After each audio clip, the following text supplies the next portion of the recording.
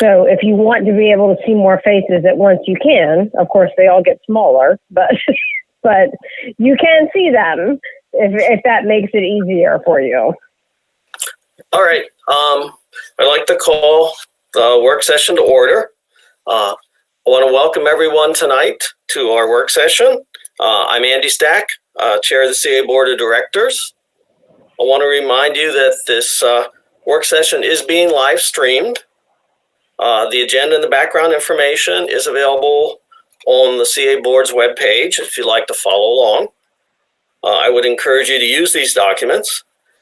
Please remember to mute your mics and phones unless you're actually speaking. Be courteous to each other.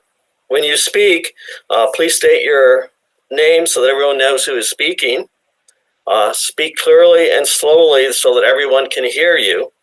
And I will remind everyone, it's going to be very important tonight, that we use the chat feature because we have a very large audience and there's no way to see everyone on the same screen, and especially once we start presenting. So I really I'm going to rely on the chat feature tonight so I know who wants to speak and speak next. I will introduce each item on the agenda. And what I'm going to do now is call the roll of directors to make sure everyone's here. Lynn? Here. Renee? Present. Janet? Here. Alan? Here. Dick? Here. Nancy? Here. Jess? Here. Shari? Here. Jenny? Here. Milton? Here. Andy. So we're all here. I want to thank you all for coming. Okay, next item on the agenda is the approval of the agenda. Is there a motion to approve the agenda? So moved, Ginny. Is there a second? Second. Lynn has seconded it. All right, so let me ask, does any board member object to the agenda? Okay, it's then approved.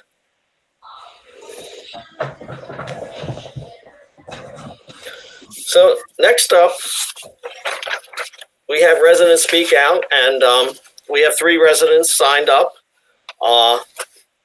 Anon Rao, Michael Liebersuch, and Alex Sahemian. Anand, are you there?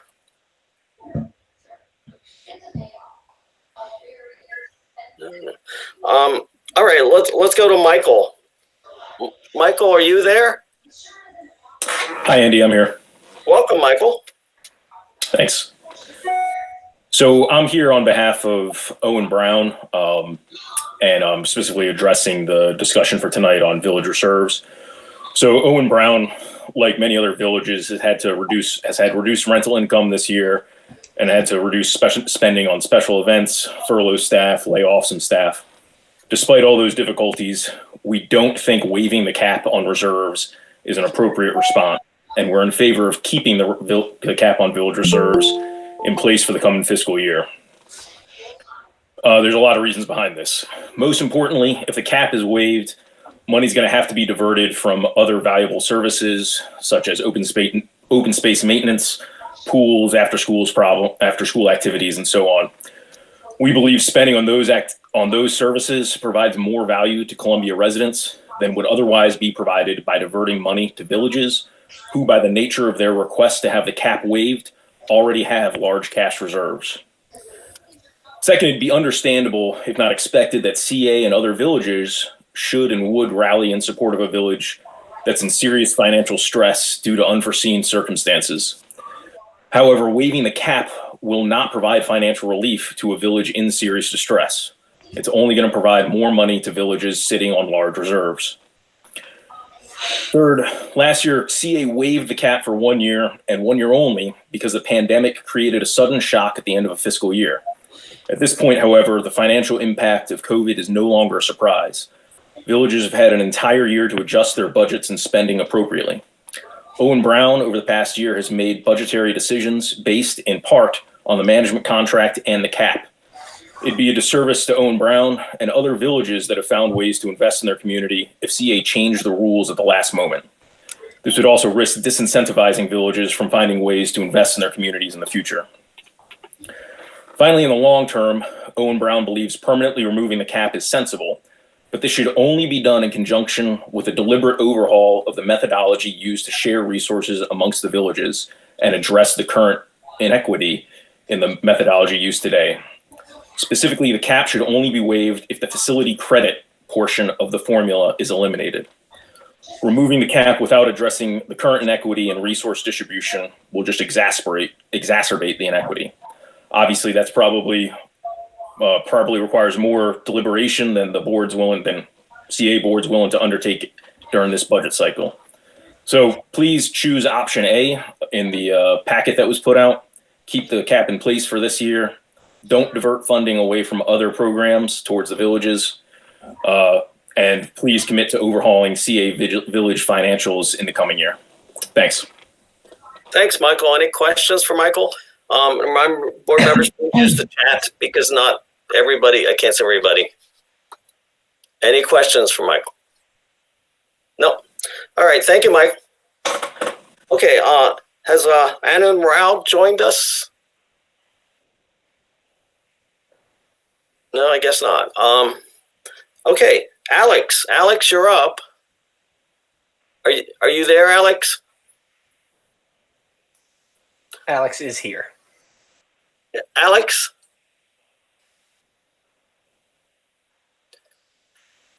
Might be more internet issues. He's also muted, so if somebody can unmute him or... Alex, you need to unmute yourself. I can't see him on the screen, so...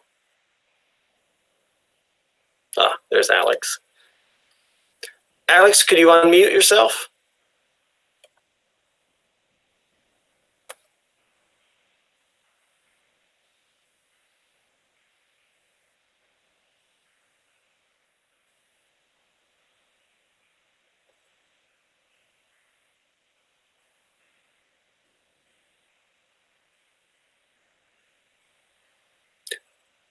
He's still muted according to the list here. Yeah.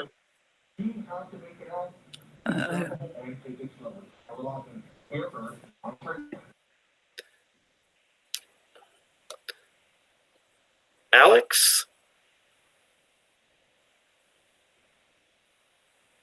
Maybe we could come back to him if he's able to get it figured out. I think we'll have to move on. And then if he does make contact, we'll interrupt to kind of let him speak. And I'm not sure about Anon Raul, so he did sign up, but don't see him here. All right. Andy, if Alex. those people, Hi, Alex.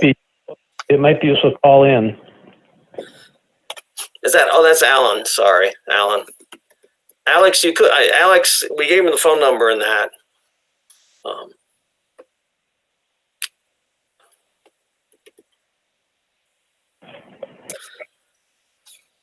right.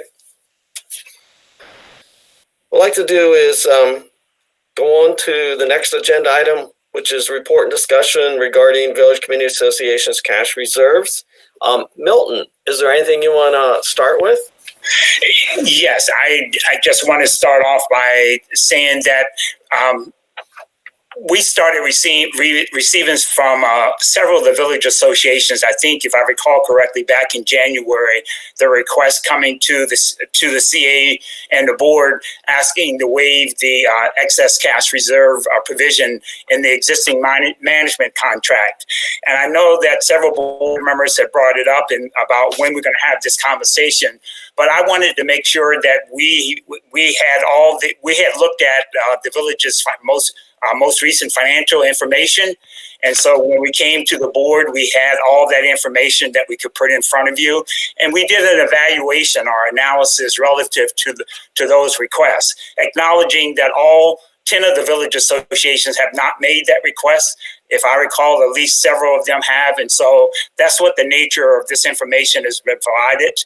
And I stated in a meeting back that we were going to do it on the 18th. And so we can get started right now. Jackie can walk you through. I don't know whether she plans to share her screen or not, or whatever the approach is going to be, but we can address your questions. I hope everyone had the opportunity to read the information. Okay, Jackie, you ready? I am. Hello, everyone. Good evening. As Milton said, the background that was provided for you to this work session included a memo that was titled Villages Cash Reserves. And hopefully, as we walk through this, it will provide information to the board to help better make the decision. And I would just say overall, we're in unique times, and you will see that you are facing yet another difficult and unique decision with this. Excuse me, can I ask people to unmute because I'm getting a lot of echoes? Everyone needs to mute except for me, I think. Are we good? Is that better? Okay, great. I am going to share my screen. What I wanted to do, though, quickly is just say that, since the pandemic began, the CA boards received frequent updates on how CA has been doing operationally and financially as a result of these uncertainties and the impact. But what you haven't seen is how the villages are doing in total. And now, many months into it, there is some information that you can use both to make for your information and to make those decisions. So I am going to share my screen. And if you have your settings to be able to see everyone, you may want to change them to sidebar. That might help to be able to see some of the information better.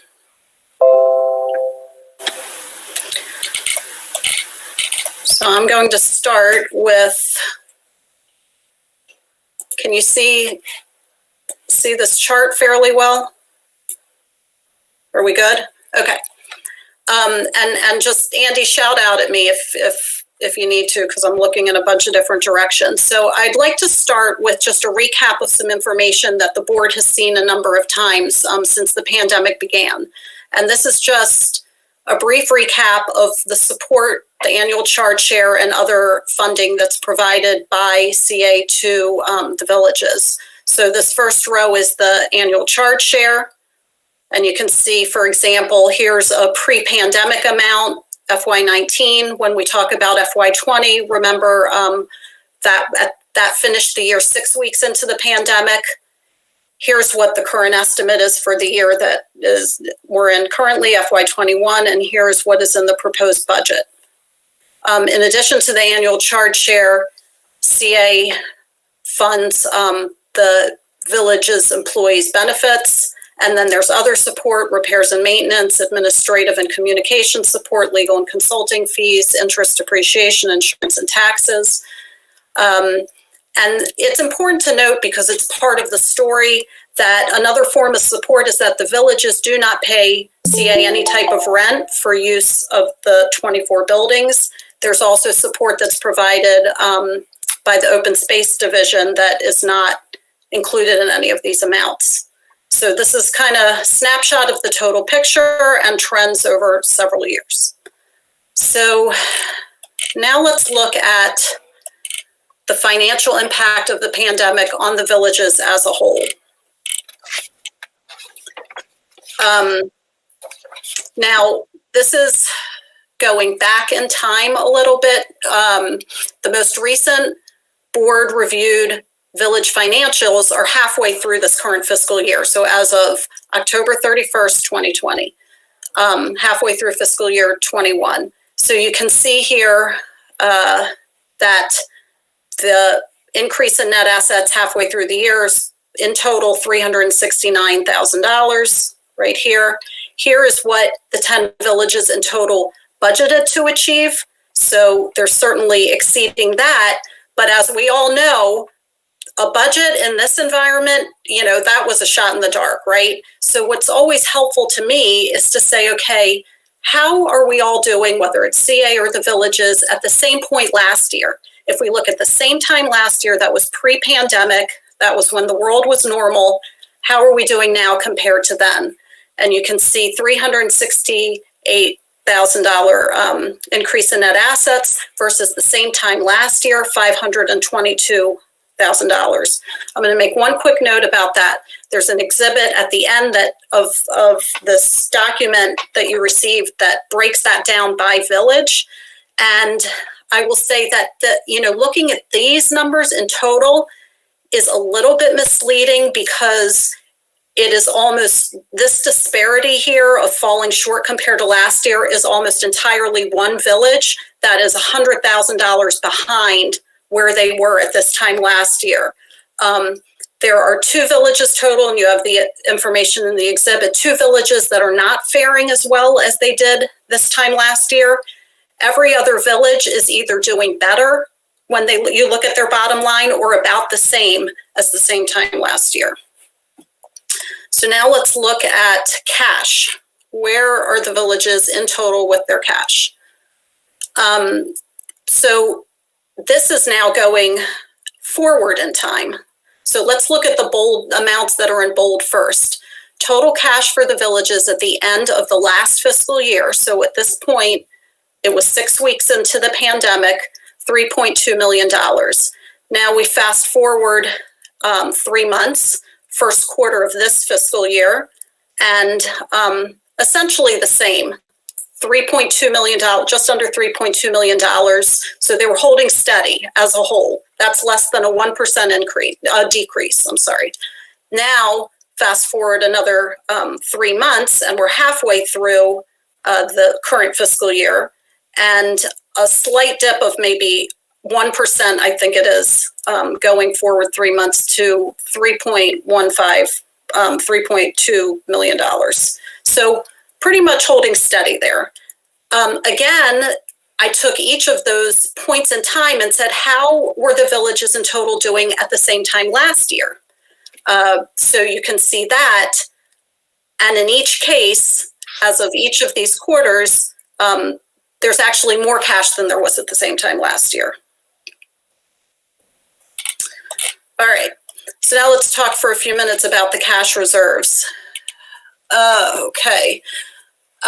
Now, in any particular year, as far back as I know, going back, a couple decades, there has always been the annual charge share that has gone to the villages. And then at the end of the year, there's a calculation done to say, okay, is there excess of a certain cap that the villages can keep? And that excess has come back to CA, or it's gone into a contingency fund, and we'll talk about that in a second. So in any particular year, the true amount that the villages receive is the net of those two. It's the annual charge share that's paid in the quarterly installments, less any excess cash that happens to have been then returned either to CA or previously to the contingency fund. So that cap has been set at this 20%. We talk about 20% of operating expenses. I think a lot of people are familiar with that. Is that the right amount? So, I did a good bit of research on nonprofits, and, there's a lot of numbers that are tossed around. 3 months, 6 months of annual expenses is what a nonprofit should keep in their cash reserves. But the best practices and the authorities on nonprofits, what they really say is that every situation is different. So it depends on what are the risks that those villages are facing, how stable are their funding sources. And with that, every situation is different. And, with CA and the villages and the management's contract, it's been standing for quite a while at 20%. And I'm going to show you here how the villages have fared historically and where we expect to be even through this pandemic with that 20%. So I'm going to show you this next. Here, these are numbers that you saw already. I showed you previously what total cash was at the end of fiscal year 19, how we ended fiscal year 20, and then this final column is just an estimate of maybe where the villages could end up at the end of this fiscal year. I want to say quickly, this column here needs to be taken with a grain of salt. All I did here is said, okay, halfway through the year, we have what their financial statements are. If the villages were all to keep on that same pace for the second half of the year, the revenue will essentially be the same, at least from CA. And let's say that, rentals and using the building still ends up being, non-existent or pretty low, unfortunately. And expenses stay on the same pace. This is where they would end up.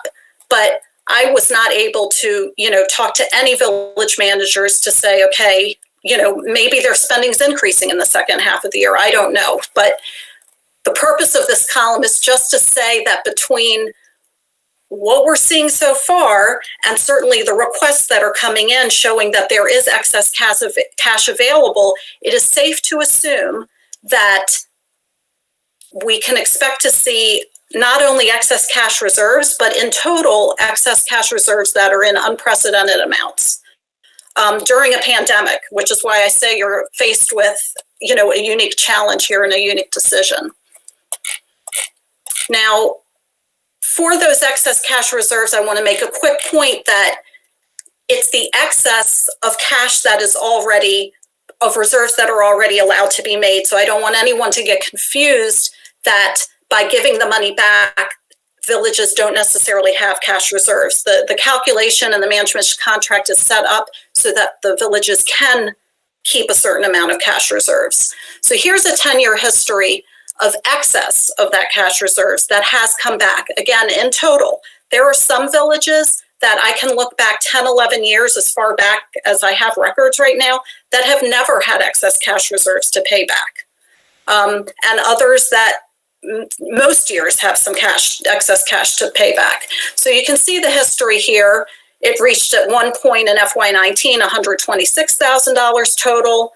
Low points are a total of all the villages, $24,000. In FY21, so, in FY21, this is when it's paid back, and that's why it says FY21. So it was FY20 financial results, then the year closes, they look at their financial statements, they run the calculation, and then it's paid back to CA. So this past year, it was $1,100, and that was because, remember, there was the waiving of excess cash for those villages that signed the amendment that allowed those 5 villages to keep a total of $166,000. Okay, and the to be determined as to what would potentially come back to CA in FY22 is, the decision that you're making in response to the requests from some village boards. Now, this is important, I think, to understand as well. For about, let's see here, almost 20 years, starting in fiscal year 2000, instead of that excess cash coming back to CA, it went into what was referred to as a contingency fund. And the intent of the contingency fund was to say, if there is an exceptional need of a village or a one-time expense that is needed by the majority of the villages, it could be paid out of that fund. And here is a history of that fund. I went back as far as 2010. There was a starting balance of $83,000 at the time. And you can see the contributions. This is coming directly from that schedule I just showed you of excess cash. And here's how it was needed. And you can see that it was just largely unused.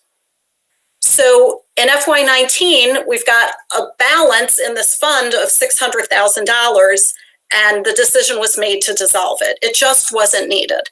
So half of that amount went back to CA, and the other half was split among the 10 villages in 3 equal installments. 2 of the 3 installments have been received by the villages, and the final installment of $10,000 each is still coming. It's been deferred due to the pandemic. So I'm going to make a quick comment here that when excess cash comes back to CA, not to the contingency fund, but to CA, and this is important, it affects CA's bottom line. It's not just cash in the bank. It improves CA's bottom line. It's not budgeted for, but it ends up being a positive variance, because if you think about it, when the money's going out the door as the annual charge share from CA to the villages, it's an expense to CA. So if we recoup some of those excess cash reserves, it reduces that expense. So it helps our bottom line. It helps CA's bottom line. Okay, so as far as, what does this mean for where we are now?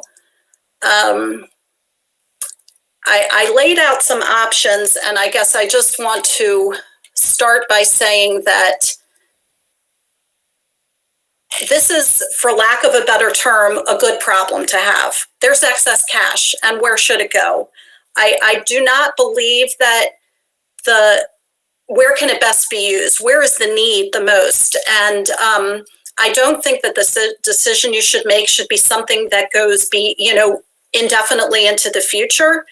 Somewhat similar to what that first resident that spoke out said, we've got a decision that needs to be made with excess cash reserves to get us through a pandemic. Where is it needed? And then I do believe that there needs to be a reassessment once we all get back into whatever ends up being the new normal for all of our organizations as to how to best fund, deal with excess cash reserves, deal with the methodology for making sure that every village has what they need. So with that and what we need, when I look at it and when I looked at the options and the pros and cons of each, in my opinion, it's all about risk. It's all about where does the risk lie that something unexpected is going to happen and that money is needed. So, there's a laundry list of things that can happen with CA. These storms one after another and the costs that are required for that, the buildings that are maintained, unexpected repairs or damage to them, a flood that comes through and wipes out a bridge. These are all unexpected things. The list is endless. I'm sure Susan could give us, a laundry list of things where there is risk. I don't think anybody can disagree that is where the risk lies when getting through this pandemic, and where we could use that income or lower expense to survive some of those unexpected things. I'm going to show you one thing here. Again, talking about risk, a lot of my job is to say, okay, what are the risks and how are we mitigating them? How are we planning for them? Where is the cash needed? And here's, what keeps people up at night. So I want you to just see, this is what I'm sure is keeping all of us up at night. Here's the bottom line, the increase in net assets, revenues over expenditures, and the trend that we've been experiencing. FY18 actual, 4.2 million. FY19 actual, 3.8 million. FY20, 6 weeks into the pandemic, 1.7 million. Current estimate, halfway through the year for FY21, we're going to end up around 770,000. We've put forth a proposed budget for FY22 of $130,000. When we've had unexpected things happen that weren't budgeted for, in these years, CA could absorb it. We could meet our debt covenants. We could respond to lenders. We could face those risks. I mean, look at what we're facing in FY22. And unexpected things are going to happen. It's a conservative budget, but still, if you look at, the plethora of services and risks and things that are going on that CA is providing, there's concern there. And excess cash of all years, in the irony of that we have excess cash that will probably be at unprecedented levels during a pandemic. I think that it's all about that, saying where is it needed. So with that, let me scroll really back, and I'm almost finished here, to the 4 options that I was providing. And I'm going to say one quick thing again before I go through those options. Everything that we talked about or that I presented with the villages is the villages in total. They're not all faring this pandemic equally.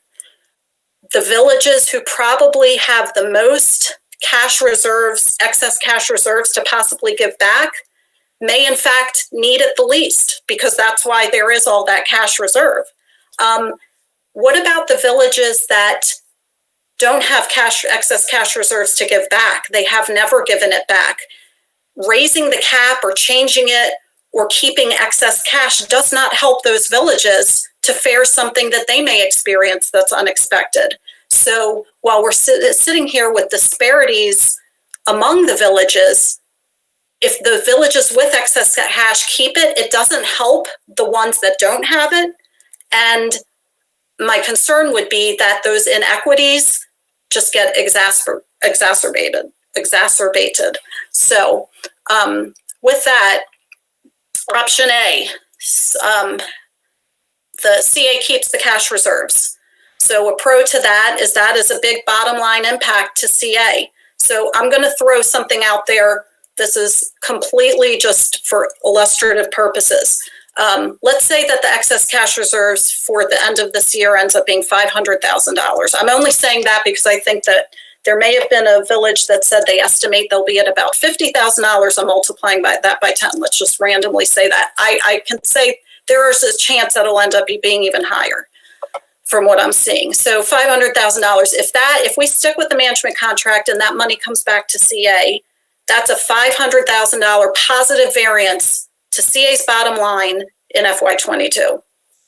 So the positives there in dealing with risk and the unexpected is obvious. The cons is that does not help any villages that may end up really experiencing a problem getting through this pandemic, unexpected, issues that could occur.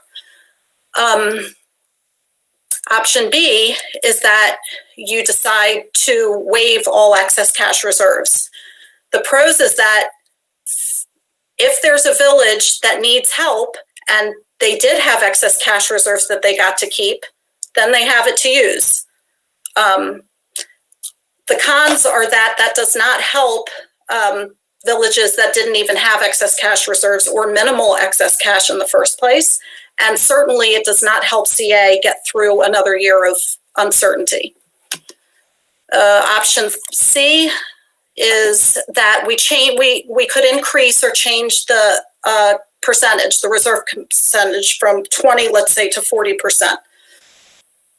So, again, a pro is that, there's some extra support for the villages in case they need it.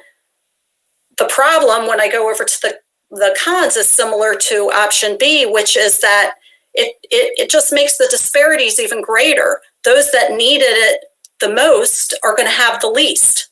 That's why, they don't have it to offer back. And the same with those that have so much extra that they're able to keep. And then there's less funds that are available to CA to help get through this year. So my recommendation is this, let's use the $500,000 as a completely hypothetical example again. There's $500,000 total of excess cash reserves. Half of it comes back to CA, $250,000 positive impact on CA's bottom line. The other half is put into a rainy day fund, contingency fund, whatever we want to call it. We essentially reestablish a process that had been in place on a temporary basis, and it is available for any village should they need it to weather the storm until the end of the pandemic. And to me, I think even though it's less than if CA kept all of it, it still is a positive bottom line help to CA. But there's also funds that are available to help and to make sure that all of the villages have what they need to get through these financial difficulties. And I didn't see a con to that, but I will just end with saying that we should discuss this with the village managers and any village board members that would want to provide input. The closer we get to the end of the year, the better they will have an idea of how much they think that they may have or what their unique needs may be. And that information will help you to make a decision as well. Okay, Jackie, you ready for questions? I am, I think. All right. First up is Nancy. Hi, Jackie. Hi. Okay, so I have a whole lot of questions, but I'm not going to ask them all now. I'll just start at the top. First of all those numbers, number one, lump all the 10 villages together.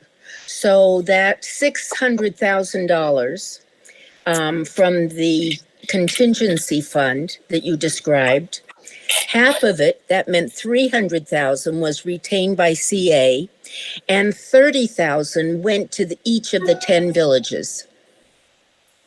And they still are waiting for the remainder of what was the balance in that contingency fund, I think you said. Is that right?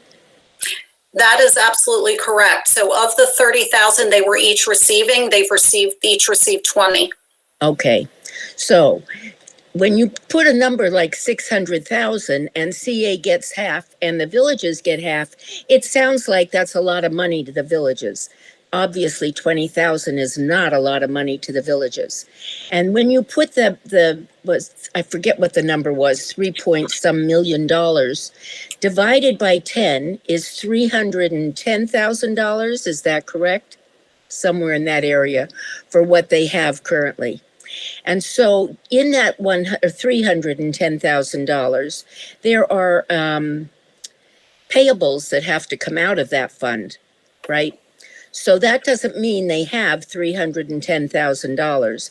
Not only to mention that each village has a different amount. Some have 300, some have 100, some have 500, whatever it is.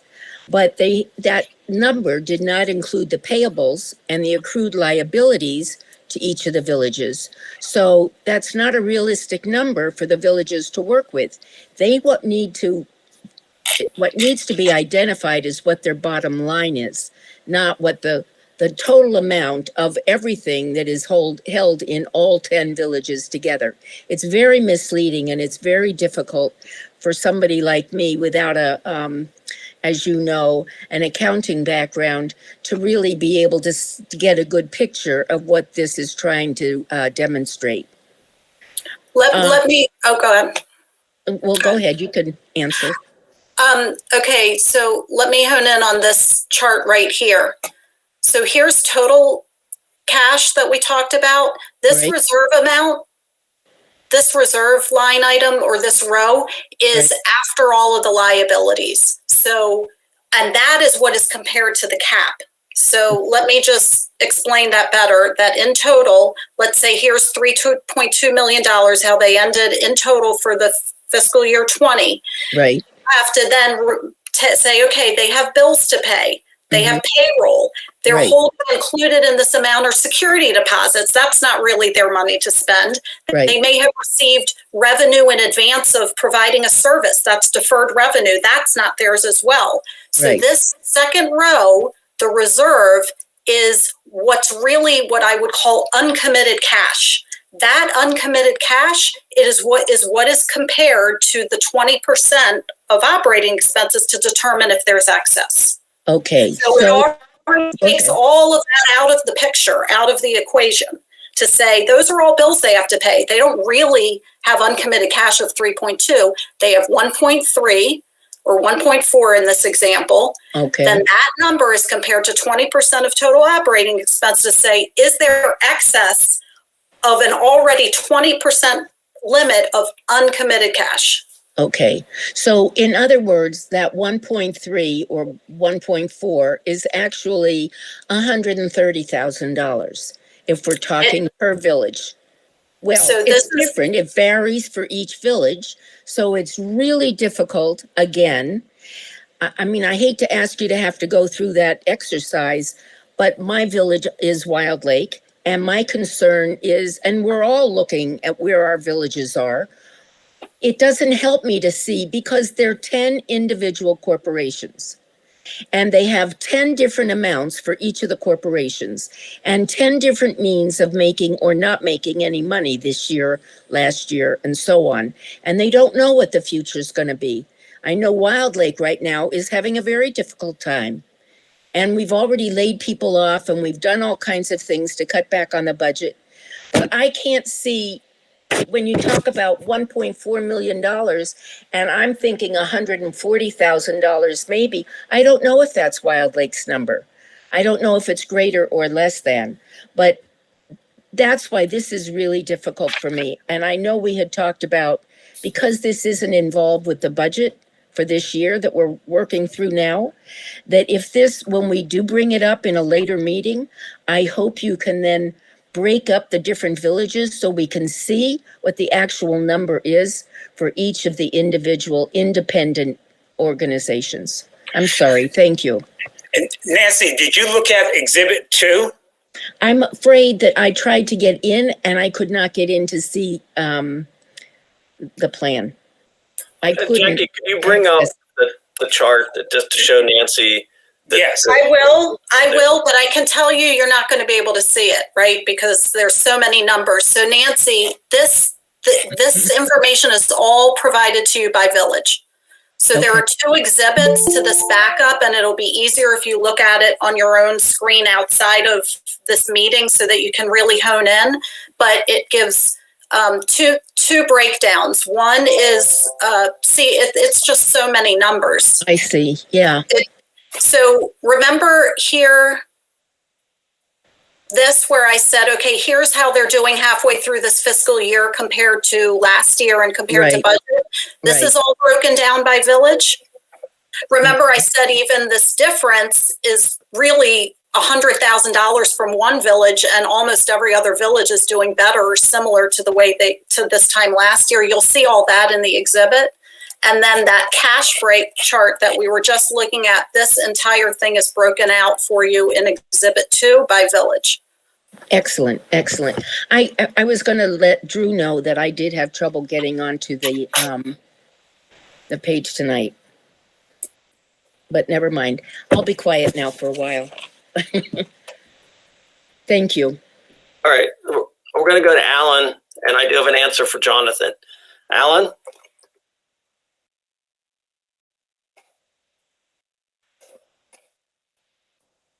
Can you hear me? Yes, Alan. Thank you. Great. So Nancy said that we're all looking at the numbers for our villages, and I'm going to say no, we're not, because I'm not. I mean, I do look at the numbers for my village in my role as being on the village board, but for this discussion, I don't care what my village's numbers are. They're not relevant. And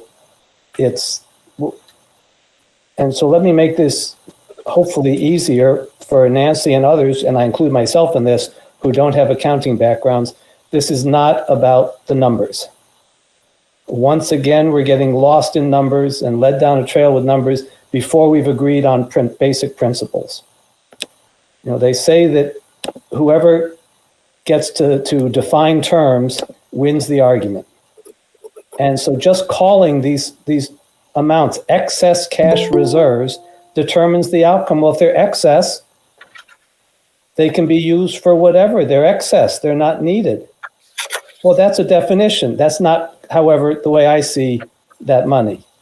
That would be like saying, you know, Milton, I gave us whatever amount I paid to CA in my annual assessment, but I have a roof that's in danger of falling in. So now it's up to you to give me my assessment dollars back because my roof is at risk and I need it.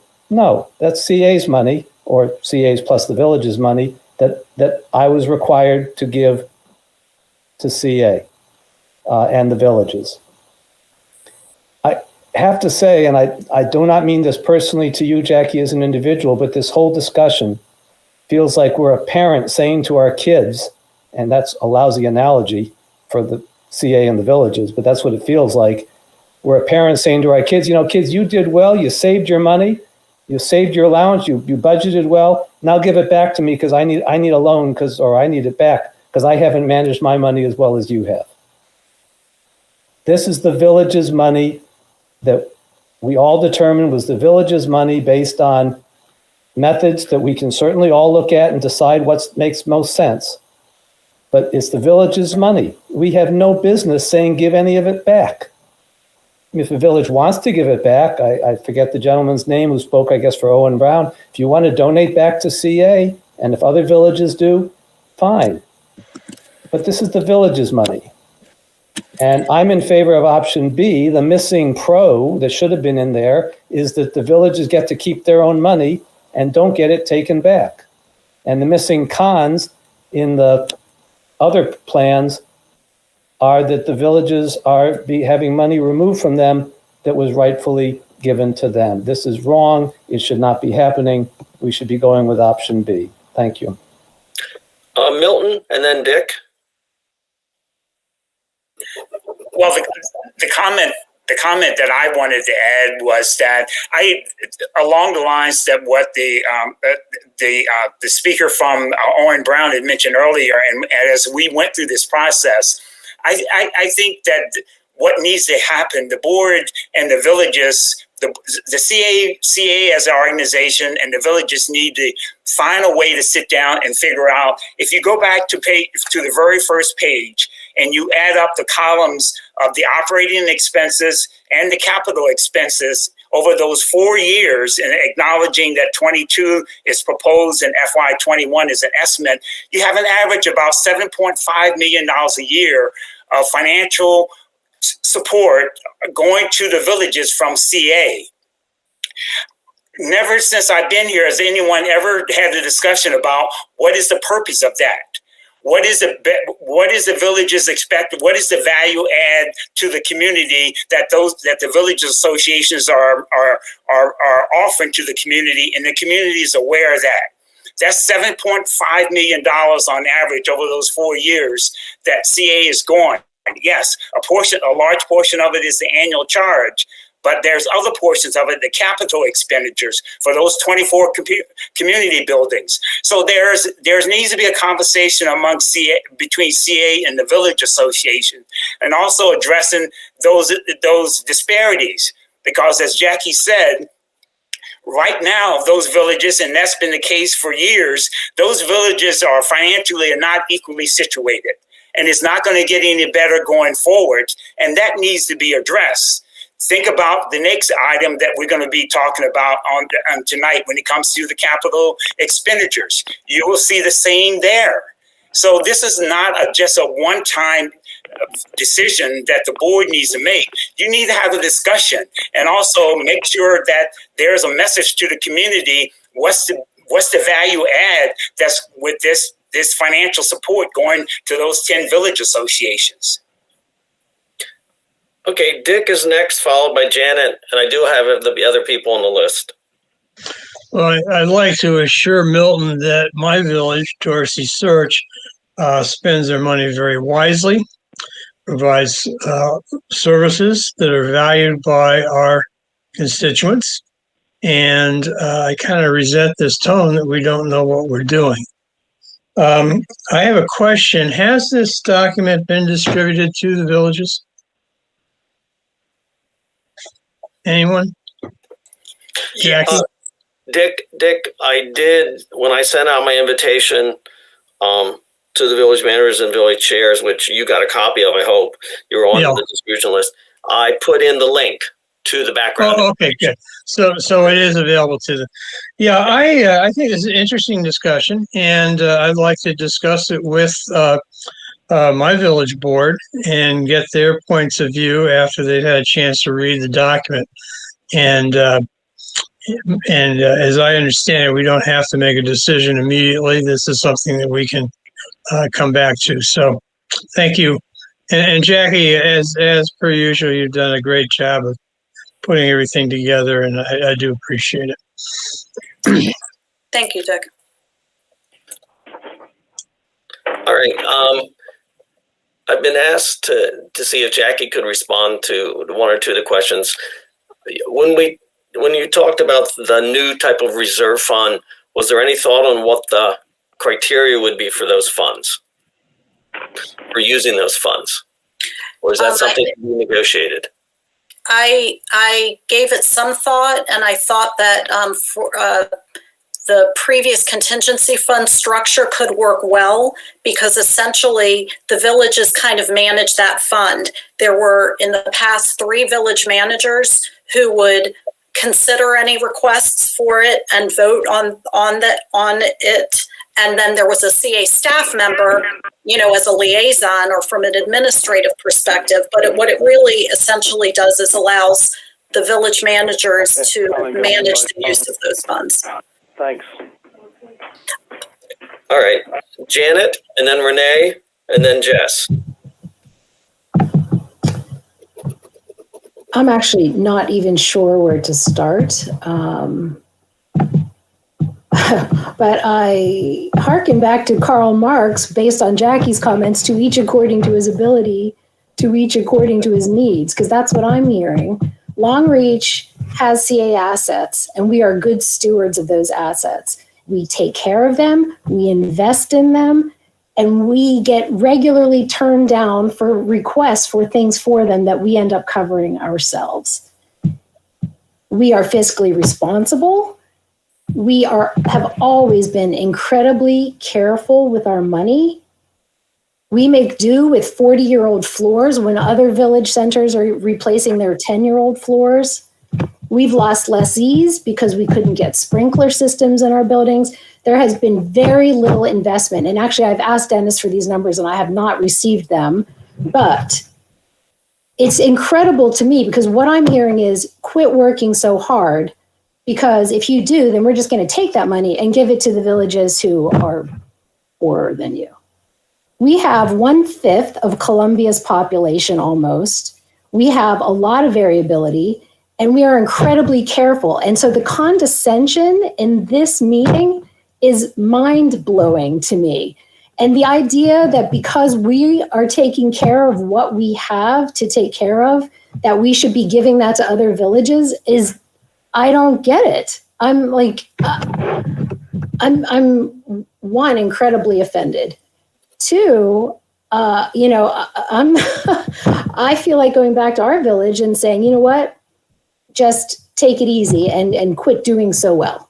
Because that's the message that I'm hearing loud and clear. We don't want you to take that good of care of things because we don't want you making money off of, because it's not fair. Well, I'm sorry that our village ended up with more assets than some other villages. That's not our fault. It's our reality right now.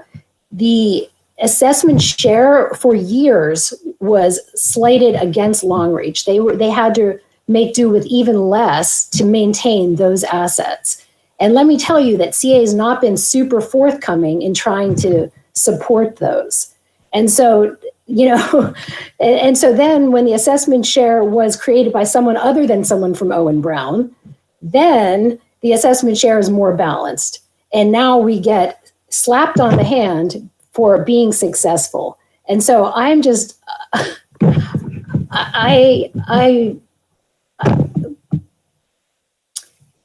I really don't know where to go with this, because you're right, it's not equitable, but that's not our fault. And we shouldn't have to kill ourselves to support other villages. And I think it's very wrong for you to take the approach that pits village against village when it comes to this funding.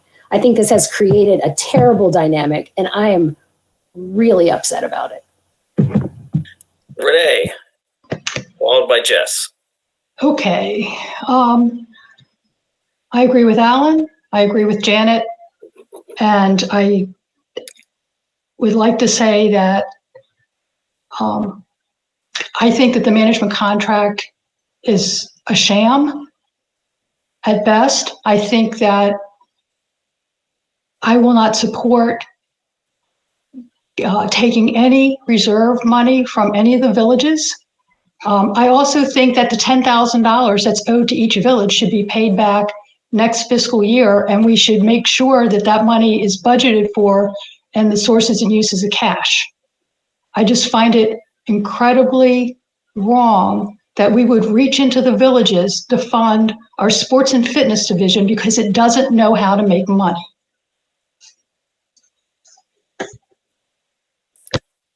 Okay, Jess? So yeah, there's a lot to unpack here, but I just want to state that, you know, you guys, and for the benefit of those who were not in receipt of the email that I sent yesterday, day before, I don't know what is time, about, you know, what my personal preference was for option C. So at this point, I do believe that is still my personal view on this as someone who runs a nonprofit organization and is in the same boat in many respects that the villages are. But I will say this, and as I said in my email earlier tonight, I have a better understanding of why staff's recommendation is what it is. And I think you're right, Jenna, in the respect that the attitude is looking out for all of the villages. And I think you could certainly argue whether that is fair. You know, probably the villages who need assistance would say that it is, and those who don't would say that it is not, because it is rewarding mediocrity. So you know, there's a lot to be said here. I think the important takeaway from this that I think we need to consider as stewards of CA's money is what the impact at the end of the fiscal year could be to CA's bottom line. And if that's something we need to just consider in this decision. But, you know, I know the contingency fund when it existed, because I was a village manager during that time, was not super popular, but I don't think it is equitable. I mean, if that's, you know, depending on what your definition of equitable is, right? But it does give all villages access to that funding. I think it is certainly fair to say that is not fair to the villages who have been good stewards of their money. I don't know what the solution is. I do know that, you know, I think, Alan, I appreciate what you're saying about it being the village's money, but according to the terms of the management contract, which whether you support it or not, it is what it is, and it's in place, and the villages have signed it. They are permitted to keep no more than 20%. Now, those who currently don't have 20% in reserves, the question that I would love to have answered is why. And you know, importantly, if any village is slated to, in theory, give back money to CA at the end of this fiscal year, it's important, I think, to ensure that all the villages do have that 20% cash reserve, and that's not being somehow neglected. Because I do think that the villages have to be good stewards of their own money. And I guess, again, my big takeaway from all of this is that I don't think we need to rush into this decision. And I do agree that there are many longer term conversations that need to happen about this. We know it's always been an issue in terms of, you know, it's always a point of contention about how the assessment share is calculated.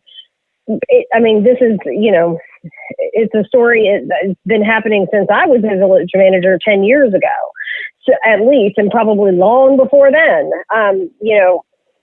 But I think I think there's two issues here. I think there's the big picture issue that absolutely has to be addressed, but I think there's the immediate issue that also needs to be addressed. So I just want to make sure that we don't lose track of either of those in this process. I don't know that I had any value, but that's my thought. Jackie, did you want to add something? I know you were. I did. I wanted to just respond to especially some things the points that Alan and Janet were making. And it kind of aligns with what Jess was just saying. I think we're talking about two different things here. You know, the concern that you have, and it's understandable, is the whole foundation of the management contract, the funding arrangement, and what has been in place for decades. So for decades, there has been excess cash reserves that if there is some, it gets paid back. For a period of time, it went to a contingency fund, and for a period of time, it was returned directly to CA. So that's part of a management contract. You know, you're now faced with, do we do this yet another year, or do we provide, you know, an amendment to that or an exception to it? then there is this other conversation, which is the issue that you're raising, that's saying, why is this the structure in the first place? It is a much bigger, broader conversation to, the equity and the concerns and the viability of the villages and CA and how all of this funding happens and where the annual charge goes and whether it's retained. But right now, where we are is with a management contract that has had this excess cash reserves caveat for decades. And we are now facing that excess cash reserves being at a very high level during a pandemic. And so where are those funds needed?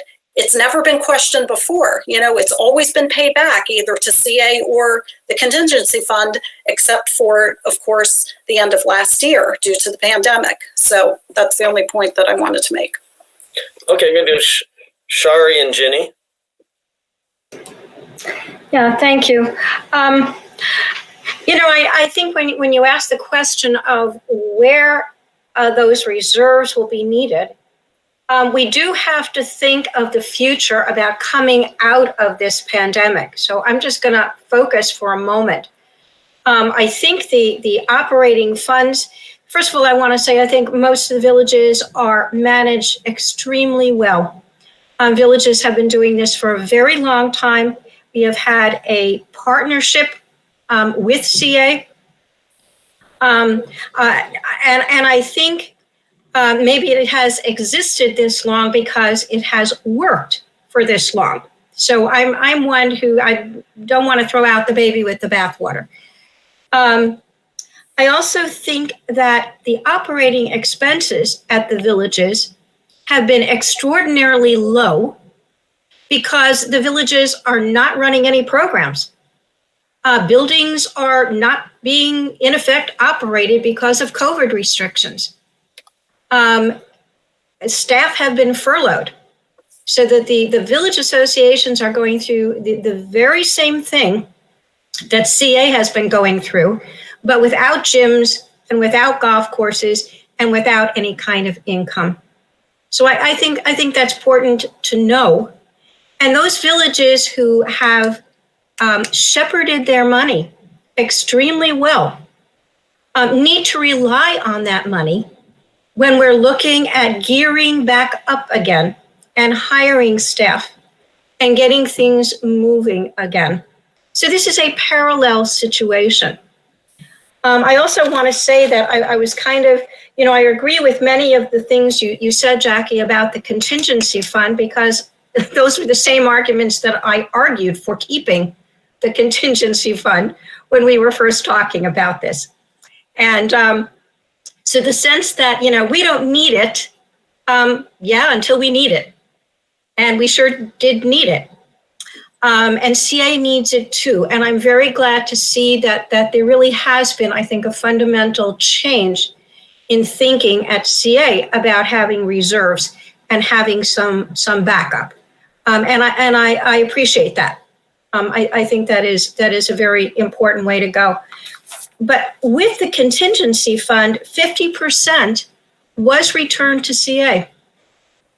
So the point that very little actually ended up coming back to individual village associations, and quite frankly, most of them have held on to that money for exactly the reasons we're talking about. So, I think I appreciate the work that you've done on this, but I also have to say I resist characterizing it as excess money. I think it's like a savings account. Villages have put money into a savings account because they know that they may need to draw on it, and that's a prudent thing to do. Ginny? Thanks, Andy. I think a lot's been said on this. What I'd like to do is hear from the village chairs or the village managers or whomever else from the villages associations would be speaking. Yeah, they're coming up as soon as I get through the rest of the board. Okay, anything else you wanted to do? Jenny, is that it? Okay, Lynn, we haven't heard from you. You're the last board member that Is there anything you want to say? Okay. Again, this is a continuing conversation, which, I think we do need to address later, but we need to resolve it now. I thought the options were reasonable. Option C certainly seems to be fair. Option D, I think, is interesting. I understand the equity concerns from some of the villages, but this year is different. It's different for CA. It's different for the villages. And we need to support each other. So I would look at C or D. Okay. I gave every board member an opportunity to talk. And what I'd like to do now is just ask if there were any village chairs who wanted to say something. And I do know that Ellen and Jonathan had already indicated it. So Ellen, is there anything you want to?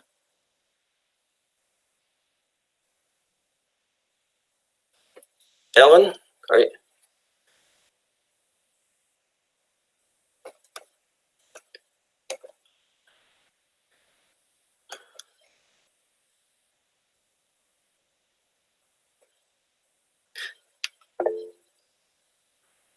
Okay. So Ellen, nothing you want to say? I know you had said something in the chat. All right. Let me flip over then to Jonathan. Jonathan? Here we go. Do you hear me now? Oh, yes. Yes. Okay. Well, thanks, Andy, and thanks, members of the board. Just for the record, I'm Jonathan Edelson. I'm the chair of the Oakland Mills Village Board. Really, I guess this is a combination of statement and questions.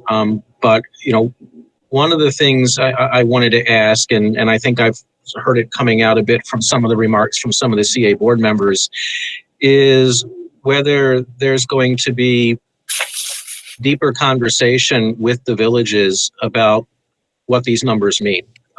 Because the numbers look a certain way on paper. I can speak for Oakland Mills. The numbers look a certain way on paper because when we budgeted this year, we were very, very conservative because we honestly didn't know whether we would be in business by the end of the year if there was no income at all, and with the situation with CA. So, we're doing better than we expected because we did not expect to have very much. Therefore, we did not budget to spend very much. And, we're still operating with a skeleton staff. We're still unable to put on the normal community programs we would, et cetera. It's not an effort to hoard money. A nonprofit should not be doing that. There are appropriate amounts of money a nonprofit should put away. But we were also planning for potentially a disastrous financial year. And now what we're looking at, because we're on the record, my board has not discussed this because we received it Sunday, but we're on the record in a letter to CA with supporting what would be B in this list of options. And our rationale for that was not because we want to keep a lot of money in the bank, but because we anticipate that next year we're going to have to start spending money to make money. We're going to have to bring the staff up. We're going to have to get the facilities back into shape for rentals. We're going to have to start getting some programming going, and that's going to cost a bit before the money starts coming in. And it might continue to cost a bit more than it used to if we're still going to have to take certain precautions because of whatever is left of the pandemic. If we need to staff the facilities the same way, but we can only have them at half capacity, or if we have to take other precautions about how we arrange our facilities or how we clean our facilities, we're anticipating that it may just cost more to do business, the similar business we were doing before. So, I'm trying to share with you some of the thought process that leads to, us maybe having a better looking year than we ever thought we would be having. But my ask is whether we're going to have those conversations between CA and each village so that these don't just look like big numbers on a spreadsheet and we can put some meaning behind what's really happened. Because, trust me, in Oakland Mills, and I've talked to other village chairs, we want to serve the community. We want to put on the type of events our community is used to having. And if someone could just let us do it and say we can do it safely, we would be doing that again, and we would be using these funds. And we're going to have to use these funds at some point to be able to do that. And again, what we anticipate is having to use these funds before revenue starts picking up from things like our facilities. Thanks, John. Thanks, Jonathan. Michael, Owen Brown, and then Nina Longreach. Yeah, thanks, Andy. I don't have a question, and I'm sorry for taking advantage of resident speak out earlier. It wasn't clear to me that I would be able to speak again. So thanks for sending out that packet in advance, Andy. That was very helpful. I think there's clearly two different conversations happening right now.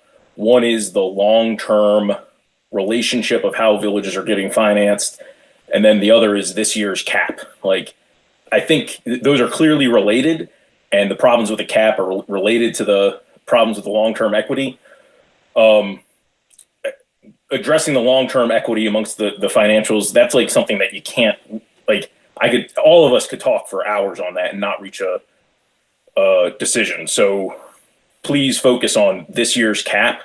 It sounds to me like the discussions going on are more focused on the long-term equity, the philosophy behind it. There's some, and I think it just needs to be focused on the real impacts this is going to have on CA's bottom line, its ability to provide other services, if it's giving out additional money to villages, and of course the other side of that is what's the real impact, as Jonathan's saying, on the villages themselves. I did want to address something that Alan said, where you recommended that Owen Brown should make a donation to CA if we're comfortable doing that. That's exactly why we're under the cap, or why we're going to be under the cap, is because we've already chosen to do that. And so that's why I'm a little bugged that we've already chosen to do that, whether that's like investing in the building that CA owns or investing in open space maintenance through our own budget. So I'm really bugged to then hear that, well, CA may change the management contract at the last second. We could have kept that money. It's a little late to be telling us that now. So that's what I'm saying. We've made certain budgetary decisions based on the contract that exists. Changing it this late in the game would that kind of rub us the wrong way. So again, please choose option A. Option D would be a second choice. And I agree with the overall sentiment. Let's have a long-term conversation about how we're doing this. And one last thing, please don't call Owen Brown poor just because CA hasn't given us all the same facilities that other villages have. I wish we had the problems that Longreach has. Thanks. All right, Nina, and then Nina's the last one I have who indicated they wanted to speak from the villages. Nina Basu, chair of the Longreach Village Board. I love Owen Brown. I love all 10 villages. So I don't, love the sort of tone. So I just would like to get a little bit more information for us to take back to our boards that I think might be really helpful. Number one, would it be helpful to CA for the villages to give a little bit more information about why spending is down? For example, we have a number of projects that are either on hold because of lack of ability to do certain types of construction, or because we're trying to push those a little closer to, well, we are open, so it's not opening per se, but a little closer to when we are back in full form. And as Jonathan said, there's a little bit of trying to defer to make sure that there's enough cash on hand for what we anticipate being enhanced expenses to have appropriate safety. So if that is helpful, because I think there's a little bit of a disconnect right now about whether that excess reserve is because we want to have 6 months or whatever of money on hand, or because there are direct, specific, one-time expenses or deferred expenses that are being pushed later. So if that's helpful, I know I'm sorry, Tina, because I know our village manager's on here, but speaking for Long Reach, we'd love to provide that sort of information. And two, what would be, I think, helpful for the villages, because it seems like there's a good chance that we'll have some changes potentially in the management contract, or if not, the village boards will still want to discuss it. Would it be at all possible to potentially earmark those funds that are under, the current contract at least being returned to CA? Would it be feasible to earmark, say, those funds to, I don't know if there would be enough to open another pool, or have that investment within a village in open space or something, so we could make sure that funding that would be used for the direct benefit of residents, not only in the village, but within sort of the confines of the village as well. So those are my two questions. I don't know how to move forward on that. Sorry, Andy. That's yeah. Jackie wants to say something. So, Jackie. In response to Nina? Oh, well, no, I mean, yeah. Or I was just next on the list, because, I mean, that's a board discussion. I know that, like, in this memo, we say that staff does not recommend that any of the cash reserves be earmarked, primarily because we don't know what the amount will be. So how do you spend it before you know what you're going to receive? We're not going to know what the excess cash reserves really are until probably July. So a couple of months into 2022.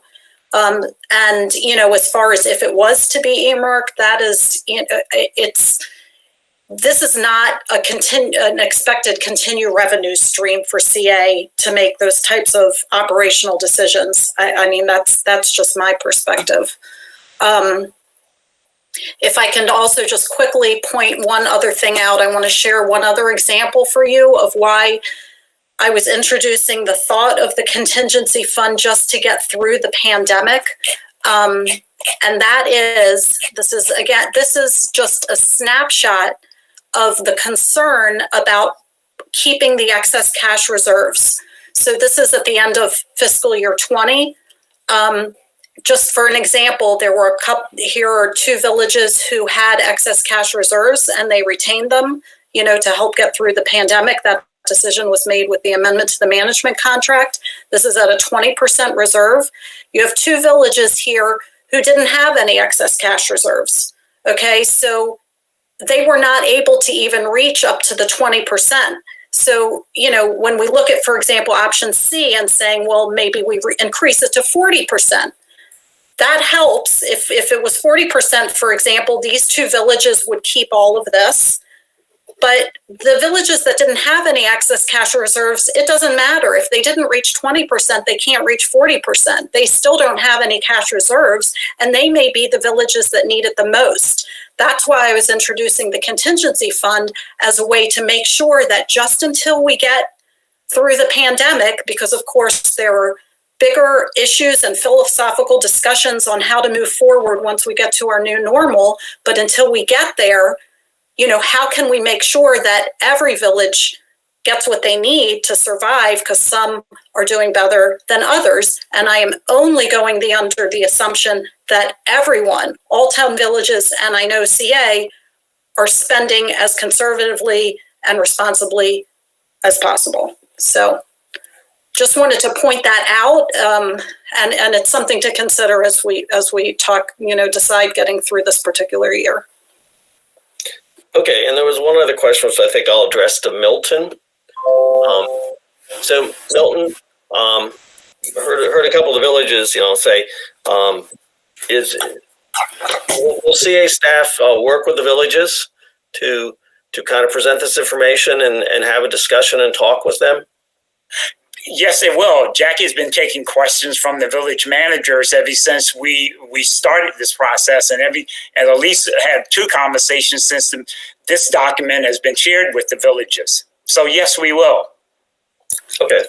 The conversations were about the proposed 22 annual charge share. I just want to clarify. And I asked every village manager, and they, if they had any concerns about that amount that was being put in the village into the budget, that let's discuss it. As far as this specific, what to do about excess cash reserves, I have not had the opportunity to talk to village managers about it, and we definitely need to. Yeah, but you're willing. Milton's willing, and I think Jackie's willing. Okay. Absolutely. So I have Janet, Dick, and Jess. And then I'm going to probably wrap this part up because we're getting out of time. Janet? Yeah, I think actually Nina covered most of what I was going to say, and that was simply that we had projects budgeted that we have been unable to do because of the lack of available labor and or materials. So those projects, that funding has not been spent. And I also agree with what Jonathan said about needing to ensure that all of the facilities are in good shape when we're fully functional. Thank you. Okay, next is Dick and then Jess. Okay, I just want to remind everybody that I've been hearing people talk about changing the contract. That's not something that CA can do arbitrarily. The contract is between a number of parties, and if any changes are going to have to be made, they have to be agreed on by everybody. So let's not be thinking in terms of somebody just arbitrarily changing the contract.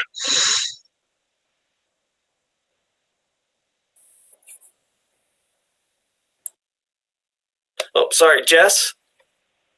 Sure. Hey, Jackie, would you mind putting up the page that has the different options just so I can make sure I'm reflecting them accurately?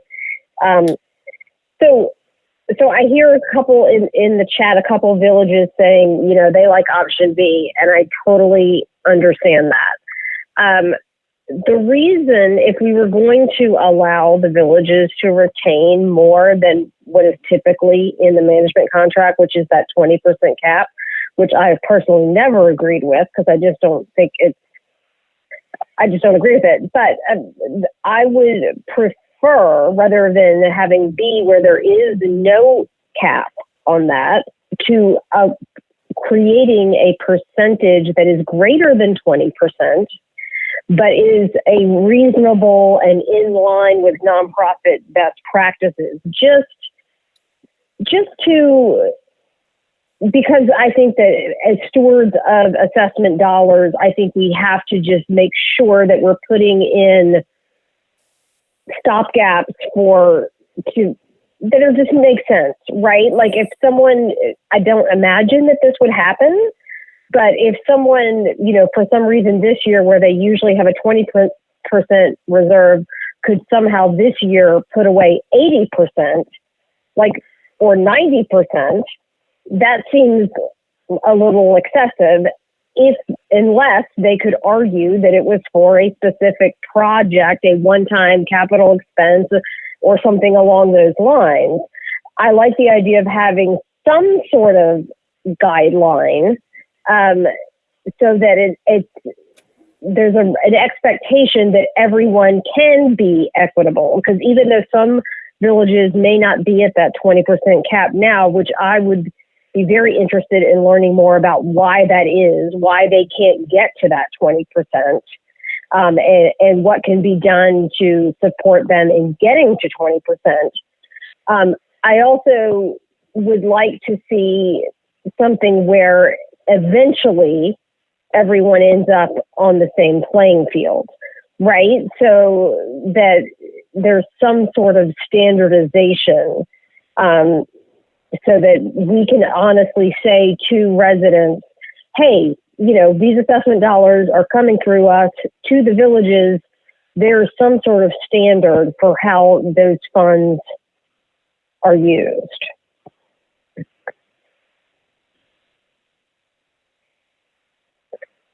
That's it. Sorry, Nancy, and then Ginny. Yeah, I think that it's going to take a longer conversation to try to determine how to make it more equitable. But I think that each village is unique in and of itself. And the way I think they're all very responsible with their funding. I don't need to say that, but just because others have, I'll throw it in. But I think that there needs to be a whole new approach to this. I know they did it several years ago, and it's a huge job. It's a difficult job, but I think that I don't see how you can standardize these 10 unique villages who have completely different means of raising money and doing the things they need to do. I do want to say, though, that option D is simply returning to the past, which was a failure, and which after 10 or 11 years or whatever it was, they finally decided to split up the money between CA and the villages and just go forward. So D seems to be just not an option. I think B is the most reasonable, and I would hope that we can find a number like 40% or something of that nature that would be appropriate for everybody, or would make everybody happy, if that's possible. Thank you. Okay, Ginny, you get the last word here. Yeah, and I promise to be brief. If I understand, this process, one, only covers this year. Two, it will be open and transparent. It will involve all the stakeholders and the appropriate staff from CA, and the board will be involved as well. So I don't think that was fully understood, is the message I'm getting from some of the comments today. I'm looking forward to the process. Thank you. Okay, and yes, my understanding is CA and the villages will be talking. So I want to thank everyone. Jackie, thank you for putting together the information and presenting. I'd like to move on now to the next item on our agenda, which is review the 10-year capital spending history for village community associations. Milton, anything you want to say?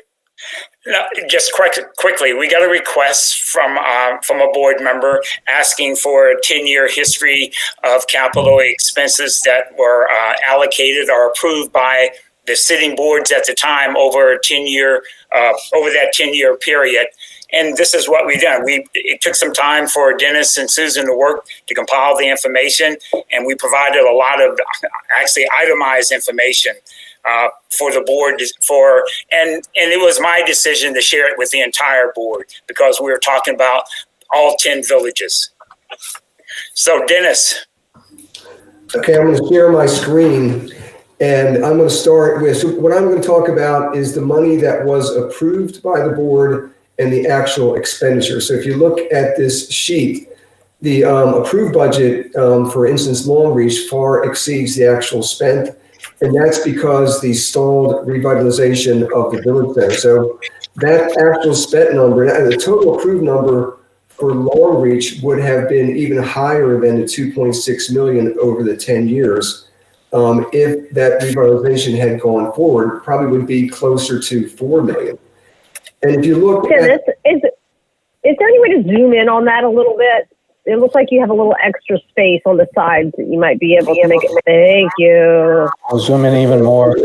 I can take my glasses off now. So really what you see is that the money is generally spent, and there's an exception to Dorsey Search, but the money gets spent in the older villages with more buildings. So if you take the bottom River Hill against Long Reach, and keep in mind in the total approved column, that doesn't include the money that we would have spent if we had done the full revitalization. We spent 5 times as much in Long Reach as we spent in River Hill over the 10-year period. The one caveat I'd like to throw out there is that this is not a perfect spreadsheet because the life cycle of some of the assets is 20 years. or 15. So an HVAC system lasts 15 years. It's not, some of them are not going to be in this 10-year plan. A roof is probably 20 years. So some of them are not going to be in this 10-year analysis. But generally, you know, we spend a lot more money in the older villages with more buildings than we don't spend anywhere near as much in the villages with fewer buildings. And if you think about it, so an HVAC system at the other barn is about $25,000 for one, and I have, I think, 4 there. And I can do the whole of the Hawthorne Center for probably about half or 2/3 of what I'd spend on on one at the other barn. The scale is just so much different. Generally, the money has been spent on the community buildings, and the one exception to the older villages, have more money spent on them is Dorsey Search. And if you look in FY16, there's a big number there for the meeting room, which is an exception. Generally, the money goes to the bigger buildings. And in terms of why the actual spent, of course, so the budget is what the board approved in that fiscal year. The actual spent is money out the door in that fiscal year. So for instance, if there was an approved FY10 project that was spent in FY11, that shows up in the spreadsheet. And again, this isn't perfect. There's HVAC systems that are outside the 10-year window and roofing systems as well. But it does show that the money goes where we have more buildings, and they're big numbers. Okay, Dennis, you ready for questions? I am. Janet, you're up. Yeah, so one, can I get this in a spreadsheet format so that I can do my own calculations, please? Is that possible? You want me to stop presenting? Is that what you? No. I was wondering if I could get these numbers, not in this meeting, I'm not going to run the calculations, but if I could get them in an actual spreadsheet. So for instance, the Arts Center expenditures, which are about equal to what was spent on everything else in Longreach, are included in those. And those are a CA asset that CA manages, not a Longreach asset. So I don't think that that's comparing apples to apples to include that in the investment for Longreach. So as you might have all guessed, I was the one who requested this information because every time things like neighborhood centers come up, again, Longreach is a target for eliminating things, and that's fine, except that there is a historical lack of investment in some of these facilities. And so that was what I was trying to look at. So that's why I'd like to have it in a spreadsheet so I can look at what's been invested in Jeffers Hill, which is hardly anything, or what's been invested in Locust Park. But a lot of that, and then I would also like to remind everyone, we have almost 1/5 of Columbia's population. And so, if you're looking at this on a proportional basis, I think that, and we do have more buildings. I'm not denying that. So, it makes sense. But I don't think including the Art Center specifically in that is, I think that artificially inflates this investment number because those are not assets that Longreach Village, as its standalone village, benefits from. It happens to be next door, but they don't, they don't rent space there. They don't manage it. None of that comes from the Art Center. So, I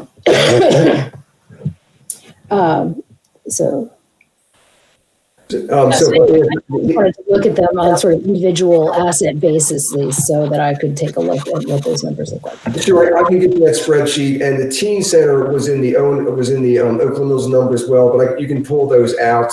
I did a quick look at those, and it's less than $500,000 that was spent at the Arts Center, so it's still 4 times as much as someplace like River Hill. But I can get you that spreadsheet so you can manage those numbers differently. Thank you. All right. Any other questions for Dennis? Well, I had a comment. Oh, yeah, I know you had a comment, Alan. I didn't know if you had any. Alan? Yeah, first I'll just say I agree with what Janet just said. And just the part for me one of the things that I've always held true about the village concept is not that is yes, each village is a separate corporation and resources get spread around, not necessarily evenly. Every village gets the same amount, but resources get spread around the town so that, we don't need every village to have a swim center. We don't need every village to have an ice rink. We don't need every village to have an art center, so that different facilities go different places. Money spent on facilities helps everybody. Now, I do think that, so I don't see money spent on as Janice said, on the arts center, nor actually on a neighborhood center as only helping that village.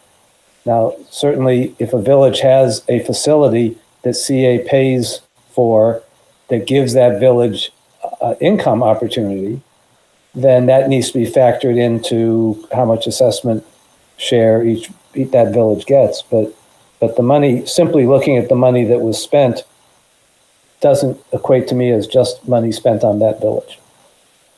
Thanks. Renee and Ginny?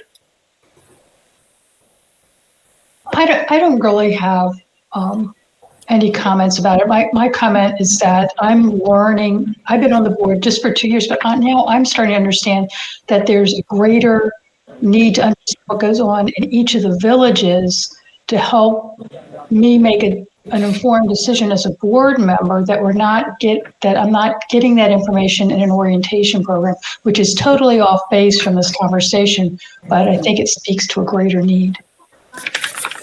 Ginny and Jeff. Yeah, thanks, Andy. Actually, I had comment in the chat, but what I basically said is agree with Janet saying that the Arts Center probably shouldn't be in there, but the same, and Dennis said this for the Teen Center in Oakland Mills. Other than that, it looks like maybe it's all CA facilities. Thank you. Dennis, this is a great job, though, you and the staff. This is very comprehensive. Thank you. And Jess.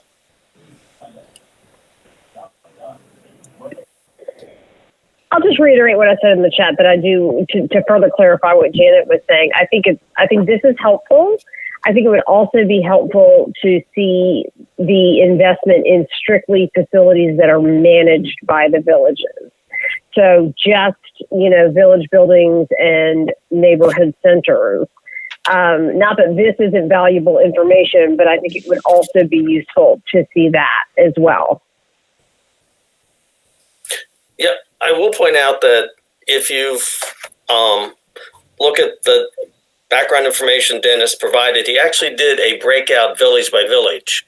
And so you can actually see, and for most of the villages, it is strictly the village managed facilities. But you get a chance to kind of look. I think the only two that really come out are Mills and Long Reach. Because of the two unique situations of having Stonehouse and the Teen Center.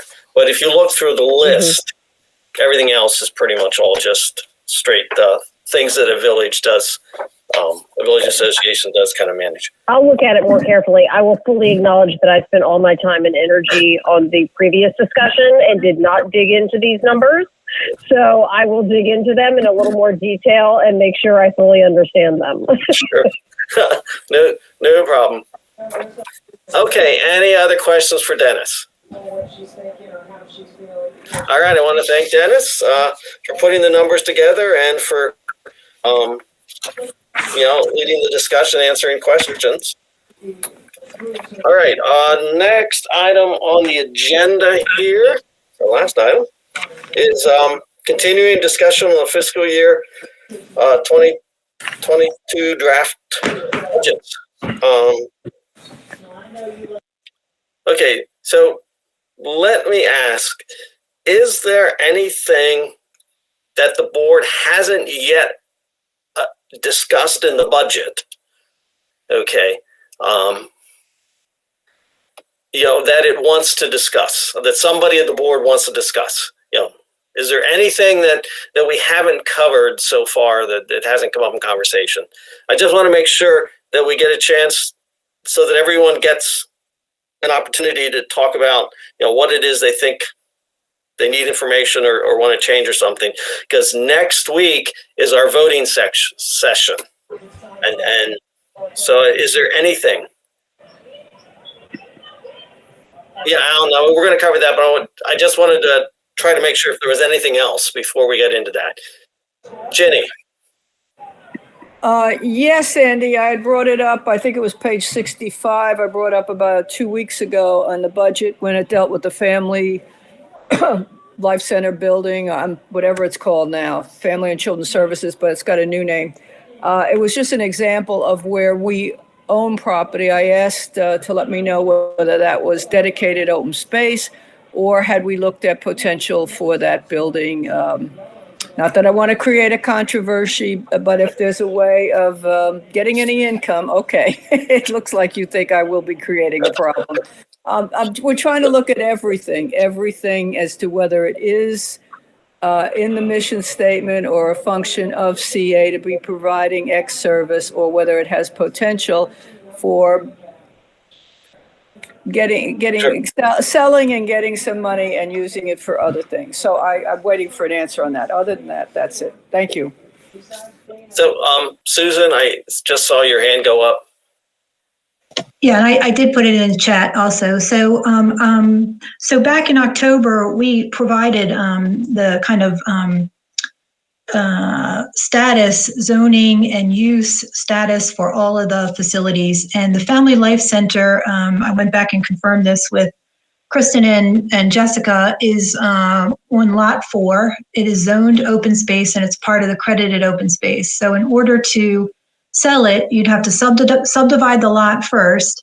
And under the current zoning and use, it would have to go to another community open space use. So there was very little that was available for sale or would be able to be sold. It was Gerwig Lane, the maintenance facility. There were parcels in Dorsey in the village center, I believe, the ones, and there were a couple neighborhood centers that could be sold to, nursery schools only, and I think part of Supreme Sports Club, and those were basically the ones that were not on credited open space. And if you go back to the material posted on the website as backup for the October 19 work session, it's all in there. Thank you, Susan. Thank you so much. And whomever else worked on this, thank you. Okay, Shari? Yeah, thanks. I just had a couple of questions about the memo that we got about the pools. We got a lot of additional information. Am I in the right place to bring that up now, Andy? Sure, yeah. It seems like nobody else has anything else they want to talk about, so sure. All right. Okay, so I just, again, we're all looking through so many charts and numbers. I just want to make sure that I've got this right, or get some additional information if I haven't. From what I saw, with the proposed FY22, we're going to be offering about 13,000 hours less pool time than in FY20. That's what it looked like. It looked like the salaries were 50% of costs. This is Dan's memo, and that the cost to open up the additional 8 pools would be $230,000. Do I have those numbers right? No. Go ahead, Dan. The 13,000 hours number is the number of hours worked. It's not the number of pool hours. The number of hours, you mean the FTEs, the number of hours of people working that we're employing? Correct. Employees. Okay. Yeah, and the other figures? The $230,000 would be what it would cost just to open the other 8 pools and keep them operating, but don't actually put any staff in them. So that's the bare minimum you would have to spend to open those pools and have them run for the summer. Then you would have incremental staff cost on top of that. Okay, and that would drive up the FTEs. Yeah. Okay. Another thing, I want to make sure I got this. You were speculating, you were estimating that there would be 2,000 participants in the swim league. And what was that based on? So normally we have about 2,400 participants, and we budgeted to have 75% of that this year. So it's a little under 2,000. Okay, so, again, I understand that these estimates, everything is based on where we've been, but where we don't know we're going. So how many people are going to be participating in the leagues really is very much dependent on what's happening with COVID. And so I really understand how hard it is to come up with these figures. So that's a 75% of what we experienced in the last regular year. Yes. Okay. And I had a question about the pool operating expenses and the estimated costs. So the chart that you provided was very helpful. 6,500 for repairs and maintenance, and looks like those figures are across the board. Could you tell me what the rentals and fees amounts were, which is almost the same, 1,500 and then 3,500 per pool? What are rentals and fees with regard to the individual pools? Birthday parties and different events or summer camps. We do rent out to some summer camps at non-operating hours.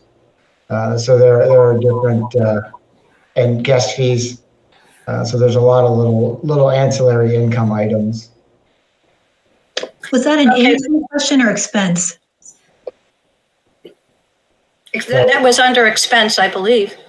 I'm sorry, I repeat the question then, I misunderstood you. Yeah. This was, thank you, Susan. It was under pool operating expenses. Okay. And it had about 1,500 under rentals and 3,500 under fees. And I didn't know what those were referring to. Yeah, off the top of my head, I can't think of it. I'll have to, Susan? So I think the fees is the cost for Ellis and right. Yeah, the rentals, most of that is, Susan said, most of that's our lifeguard certification, the Ellis program. Okay, and that's something that CA provides? Yeah, that's how we get our lifeguards certified and trained, and they do audits all year long while the pools are operating. Yeah, that's very essential to our operations. Okay, so I noticed as I was going through the pools that some pools had higher salary costs and some pools had lower salary costs. What are those based on? The size of the pool and the number of the people in the pool.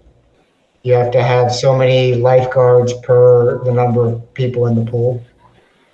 Okay, I was just a little surprised that McGill seemed to have a very high rate as far as salaries is concerned, and yet we're one of the smallest pools around. So that figure just for some reason didn't seem entirely correct to me, but maybe there was something I wasn't aware of.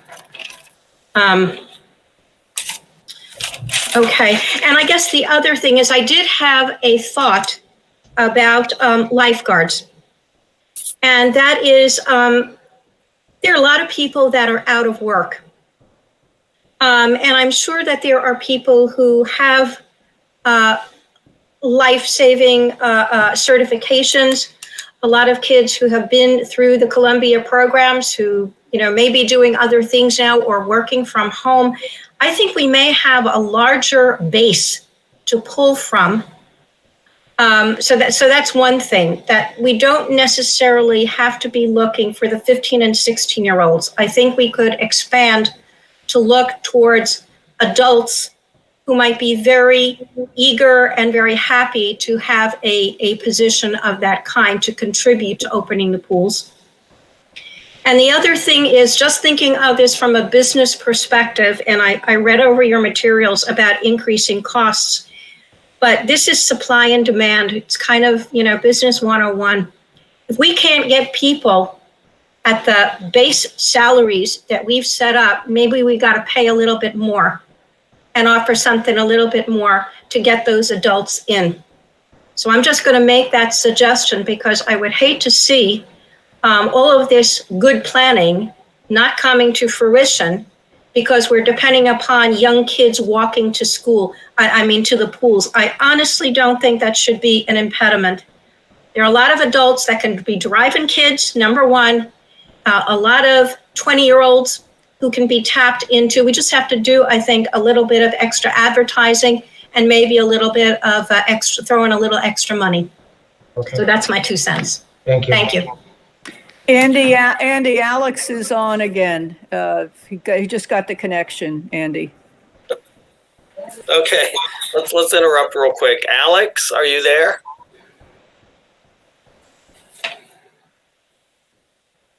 Alex?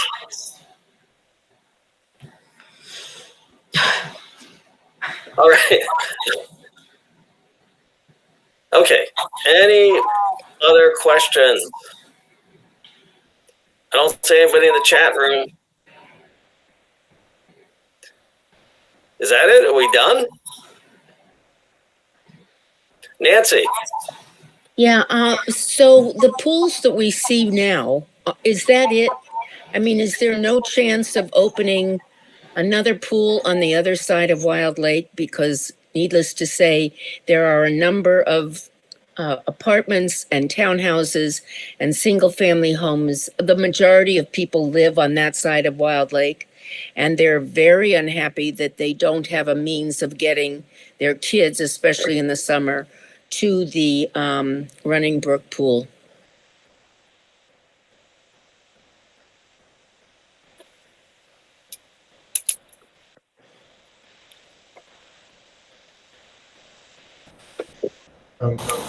That's a board decision. Pardon? That's a board decision.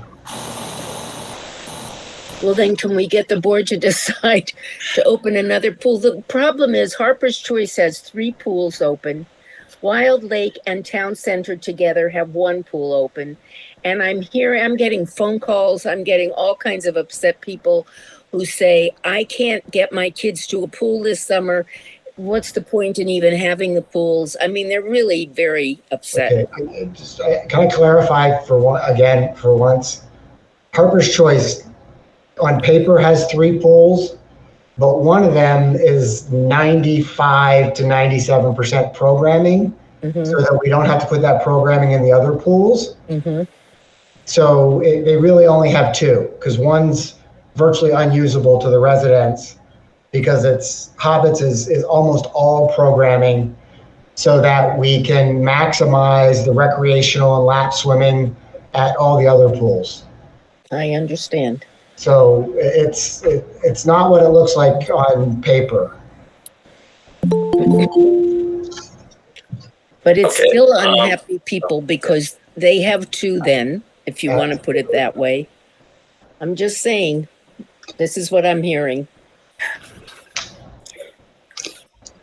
Okay, I think Alan is next, and then Milton, Sherry, and Renee. Jess, Jess is in there. I think Alex got back in again. Sorry. Alex? Alex? He was asking to be admitted. I tried, Alex. I admitted you. Yeah, I don't know. Alan, and then Jess, and then Milton, and Sherry, and Renee. Okay. Alan, you're next. Couple of things. First of all, to answer Ellen's question, although I know Dan can answer it much more precisely, the staff took a look at, first of all, how many pools were needed for swim teams, the summer neighborhood swim teams, and then for other purposes, and came up with the number that 15 felt, given the budget, felt would give the neighborhood swim teams opportunity to go and would fit within the budget. There's probably more to it than that, but that's my understanding. I would like to ask you, and I got another thing after this. I'm not clear, and others aren't clear, where we ended up last time around the straw vote that we took. Andy, do you have notes about that? I have to go back and look, Alan. Give me a minute. Jess and Milton. Wait, I said I have another thing after that. Oh. I would like to see from the staff so far we've been talking mostly like 15 or 23. I'd like to see a sort of graduated, what would it take to open the next pool that would be the one on your suggested list? Because I agree with what Jess wrote in her comment. Where would the money come from? We can't just say, let's open the pools and ignore the expense that would make. But we have so far not been presented with any trade-offs, because I don't know the magnitude of what it would take to open one more pool. What if we did open Running Brook as well? What if we open another? Or maybe that's in there somewhere and I've missed it. So that would help me make more decisions and get closer to an answer to Nancy's question. Looks like Dan, you wanted to say something in response? Yeah, that was the spreadsheet that was at the bottom of the memo that was sent yesterday. That's the individual cost approximately of what it would cost incrementally to open each of those pools. Does that include your recommendations of which pool would be next? That would be for the board to decide. Well, but you have, things about usage. You have information about usage and so on that. Our recommendation is what we feel can serve the majority of the community, given the parameters. The discussion from this point forward would be the board's discussion on which pools they think should be open. Okay, you're sidestepping a little bit, but okay. Jess and Milton? Really, my only comment was basically what Alan said is, I have no issue with discussing the potential of opening more pools, but I don't understand how we would pay for that and where that money would come from. So I think until someone can show us how we would pay for that, I think it's not a great discussion to have. And I also, again, I take very seriously the concern about being able to staff the pools. And Sherry, I love your suggestion about, we could reach out to other people, but you can post a job listing, but you can't make someone apply for a job. I mean, they have to be looking for a job and be interested. You can't bring the job to them. So I think, we just have to be very mindful of it. My concern is that we're not going to be able to open 15 pools because we won't be able to staff 15 pools. And that's something that I think we need to make sure that we manage and have an understanding of. So that's all. Milton, and then Shari, and then Renee. Just a quick point I wanted to make is when we were looking at the pools for our 21 swim season in the summer, we also looked at the uses of them, the spread throughout the community. We have over 100 miles of paved pathways, and to Nancy's point, a kid, an adult doesn't have to get into a car to get to a pool anywhere in this community. When we were looking at those 15 pools, you're in Wild Lake. You don't have to get into a car to get to a pool. Okay. Shari? Oh. Shari? And then Yeah. Milton, I'd love to believe that, but there are areas where you have to cross major state highways. And so I don't think that is technically true. I would like to think that it is, but that really will not work for parents allowing their children to go.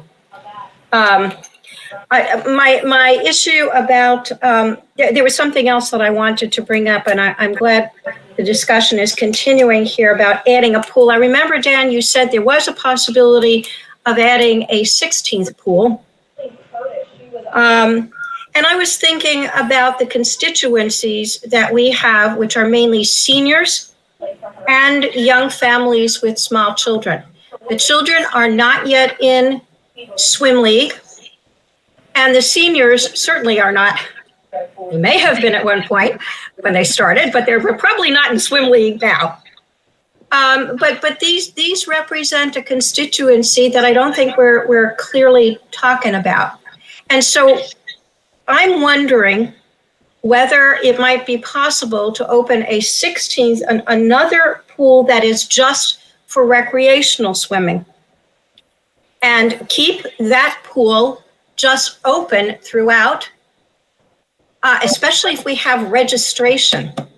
And I think that's the other piece about what's coming up that's going to be very complicated. The people who are going into programming, programs are going to get very clear instructions. It's folks who are used to going to their neighborhood pool and dropping by at any time that it's open, where this is going to be very different this year.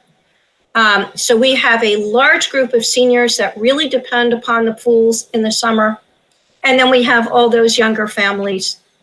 So that is something for us to continue. I'll keep looking at the budget, and I think that's something that we all can do to see. Now that we have the figures and we know what the costs are, can we slice out something to get one more pool in there? Okay, before I go on with the rest, there was a question that actually came up, which was pretty good, which was, Dan, when we open these pools, okay, the plan, I know 14 of them are like for a swim team or something, and one's a programming. Can you just kind of go through so that everyone understands that there is going to be some recreational swimming, except at perhaps Hobbit's Glen? There's going to be recreational swim. There will be some at Hobbit's Glen too. It'll just be on the weekend afternoons. Okay. But yeah, the other 14 pools will have lap swim and recreational swim throughout the day. Swim teams are in the morning and evenings, and then the bulk of the day is lap and recreational, except for some places like Stevens Forest where we have the aqua fitness for primarily the seniors. That's one of the reasons we kept Hobbits open, because that's one of the best pools we have for aqua fitness, which serves our senior population, because the pool is a uniform depth the whole way across. Doesn't make it good for some other things, but it's perfect for aqua fitness for our senior group. So yeah, that was the whole goal, was how could we serve, and I've said this several times, we have two user groups for the pools. You have your lap swimming and recreational swimmers, the check-ins, and you have programming, which are the aqua fitness and the CNSL and other programs like that. And it's split almost 50-50. So we try to accommodate everyone within the recommendation. And then the other question that came up, we're still going to have the indoor pools open, correct? Correct. Okay. Just wanted to make sure that was clear to everyone. All right. If Alex is finally here, so I'm going to ask Alex if he can.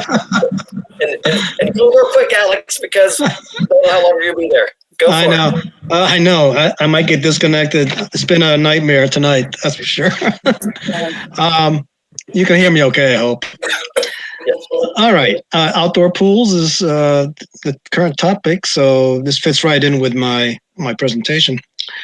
It's becoming more and more apparent that there is already sufficient money in the proposed outdoor pools budget to open not just one pool, but all of the 8 pools that are currently proposed to be closed. and they could be open at moderate operational levels rather than spending practically the same amount of money to try to fit people into just 15 pools at a higher operational level.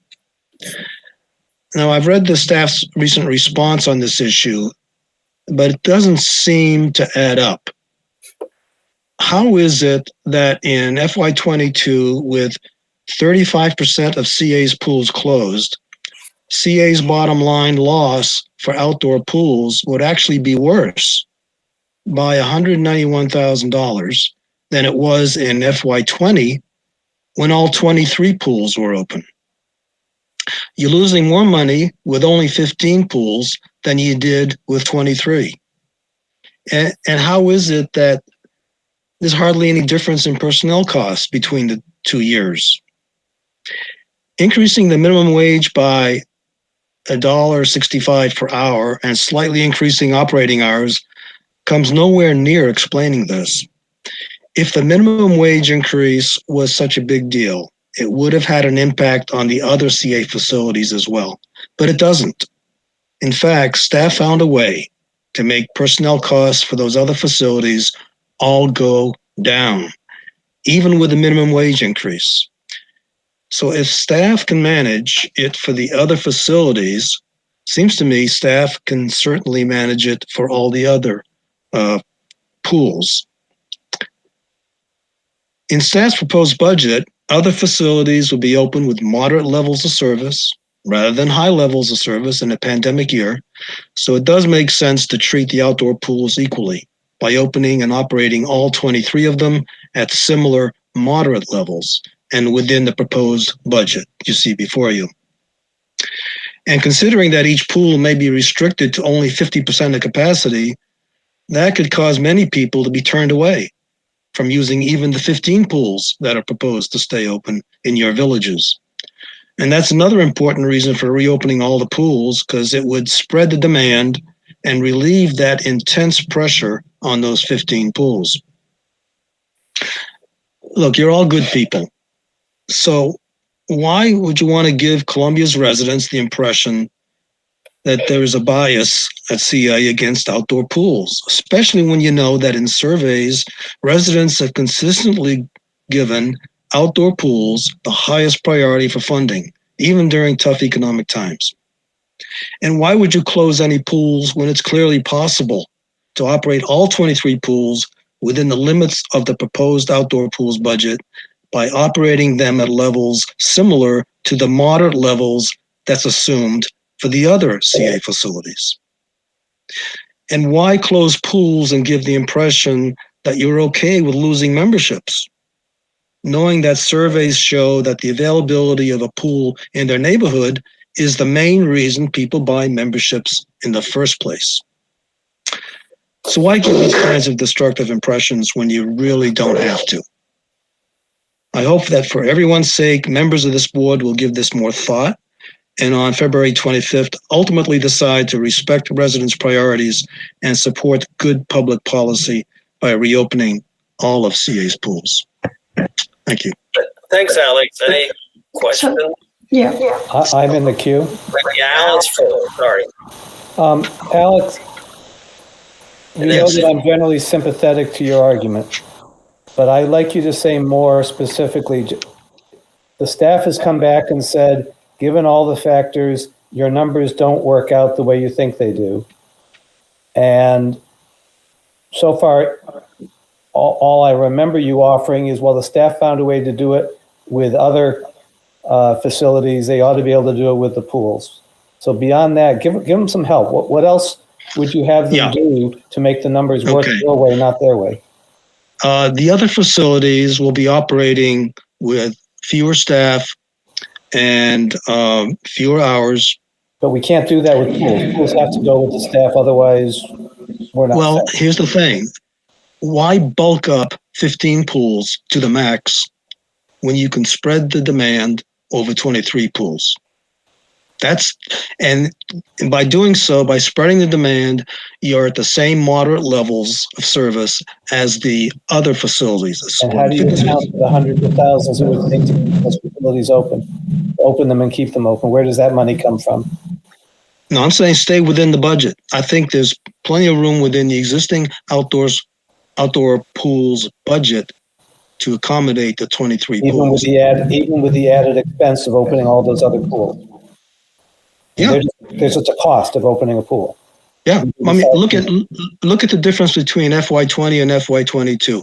Why is it that when you open 15 pools, you're worse off by $191,000 than you were with 23 pools? I appreciate that argument, Allison, and I'm going to ask staff that, but I have you on the dime right now. Thanks. Okay. All right. I think Renee had a question for Alex. And then Ellen, I see Ellen there too. Ellen, real quick. Ellen? Yeah, I just had to unmute. So as far as the outdoor pools go, Renee, I know you were asking about lifeguards. They're down over 100 lifeguards right now trying to hire, not because kids don't want the job, but parents are leery of their kids working at a pool with the COVID situation. It's just facts. And as far as crowding of the pools, there's going to be a schedule just like there is for the indoor pools. So you're going to have an hour and a half sign up. Then there's going to be a half an hour that the pool, I guess, gets cleaned. It's going to be bring your own chairs. You can go to any pool. You can only sign up to one pool every day. I do believe that there should be an accessible pool in every community. Like, I'm sorry, I don't remember the name of the person who was talking about Wild Lake. I know that I think Wild Lake's now going to be, their swim team's going to be practicing at Running Brook. I don't know. I mean, we don't make those decisions. The pools have always been a bone of contention as far as finances go, which I'll never understand because as somebody else mentioned, when I moved here with my 4 kids, the first thing I did was sign up because of the pools. I didn't sign up because of the gyms and because of this, because of everything else. I have to pay for them now, even though I don't use them because of the way their package plans all went, but that's not here nor there. I think that it's important. It's important to open as many as we can within our budget. I do agree with what Alex said, but at the same time, I don't anticipate them not being used. But if we can't get lifeguards, then we can't open the pools, and one goes with the other. We're not doing shared lifeguards like we used to, like, every pool had their sister pool. That's not happening this year. Whoever gets hired for whatever pool, that's the pool you're going to work at. I mean, it is what it is. Unfortunately, the pandemic has affected everybody. And, if we're down 100 lifeguards right now in February, having had 4 lifeguards in my life as my children, they all knew that they had jobs by now. So that's just something that's probably weighing heavy on, the aquatics office's mind. I just wanted to put it out there. So that's it. Thank you. All right. Thank you very much. We just had 2 more people, Ginny and Nancy. Thanks, Andy. A question about the lifeguards. When we're talking about being down lifeguards, in terms of the outdoor pools, or do we already have full staffing for the indoor pools year round? Dan? The indoor pools are staffed right now. But typically some of those go outdoors, so then we have to hire indoor guards at the same time over the summer because they'd much rather be outside than inside. So it might be both where we have shortages. Yeah, it's going to be an interesting spring. Okay. All right, thank you. Nancy. Yeah, I just wanted to respond to Milton's when he mentioned my name about people being able to drive and there's no problem. People don't need to drive, they can walk. And I will say that in Wild Lake, we do have a lake that kind of separates a lot of the village. It's in 2 different pieces, major pieces. And so it's a little bit different than being able to just walk down the pathway. It's a much longer walk. And I think people with 8, 10, 12, 13-year-old children might be a little concerned about having their kids walking alone to the pool. That's all. Okay, and then I think it's Dick. Dick? Yeah, I thought I could probably shed a little light on this this minimum wage question. Alex was concerned about other facilities not seeming to be that affected. Well, other facilities have much higher paid people. And so the only place where the minimum wage, or the major place where the minimum wage applies, is with these teenage lifeguards.